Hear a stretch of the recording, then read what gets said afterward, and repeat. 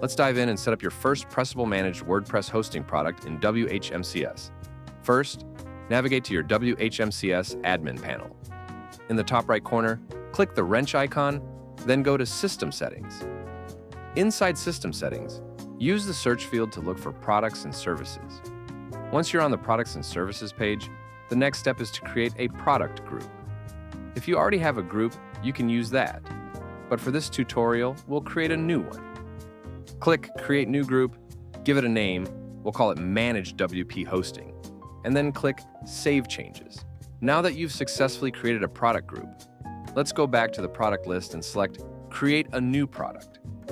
On the Create New Product page, choose Shared Hosting as the product type. Give your product a name. For this tutorial, we'll call it Premium WordPress Hosting. You can skip the URL preview and go directly to the module dropdown. Select PW, which is the PressWHMCS module you installed and activated earlier. Finally, make sure Create as Hidden is switched off, and then click the Continue button. After clicking Continue, you'll be taken to the Edit Product page under the Details tab.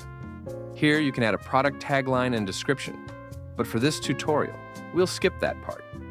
One important setting to note: if you want domain registrations to be automatically associated with your hosting setup, make sure to select the Require Domain checkbox.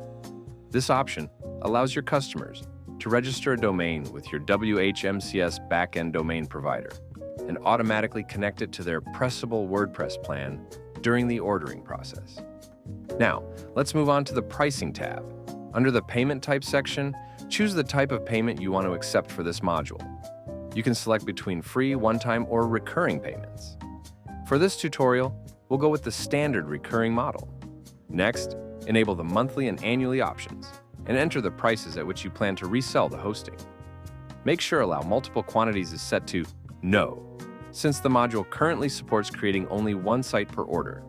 In this section, you can also configure pro rata billing, recurring cycle limits, and other billing-related settings according to your preferences. Let's move on to the Module Settings tab. First, make sure that PW is selected under the Module Name dropdown. You can skip the server group and keep it as None. You can then choose the automation type based on your preference. We recommend setting it to automatically set up the product as soon as the first payment is received.